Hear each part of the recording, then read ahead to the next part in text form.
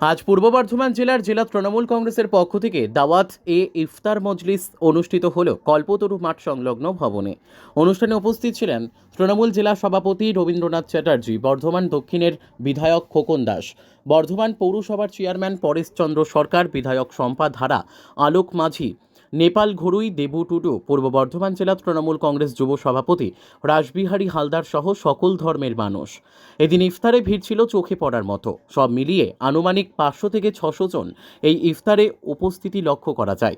ইফতার শুরুতে নামাজ পড়ে সেহরি সহ যাবতীয় রীতি অনুযায়ী সবকিছুই পালিত হয়। জেলা সভাপতি বলেন, মাননীয় মুখ্যমন্ত্রী মমতা বন্দ্যোপাধ্যায়ের অনুপ্রেরণায় বর্ধমান জেলা তৃণমূল কংগ্রেসের পক্ষ থেকে আজ দাওয়াত এ ইফতার মজলিস আয়োজন করা হয়েছে। আমরা চাই শান্তি, শৃঙ্খলা, সম্প্রীতি, ভালোবাসা নিয়ে চলুক সবাই এবং সকল ধর্মের মানুষ এক হয়ে সম্প্রীতি বজায় রেখে পথ চলুক সবাই। মুখ্যমন্ত্রী আমাদের শিখিয়েছেন ধর্ম যার যার, উৎসব সবার। আমরা সেই পথই অনুসরণ করে চলেছি। Bureau report, crime press, Bengal news.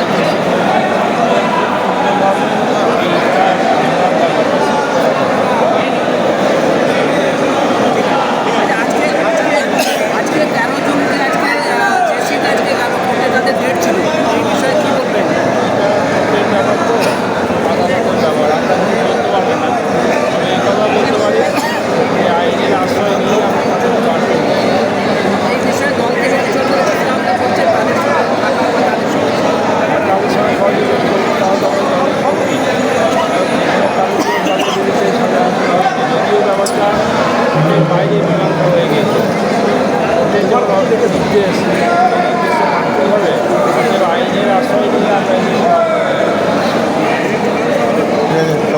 আমরা যেমন ঈদে আনন্দ করি, মুসলিম ভাইরা আমাদের বন্ধুরা দুর্গাপুরে আনন্দ করি, সবাই মিলে আমরা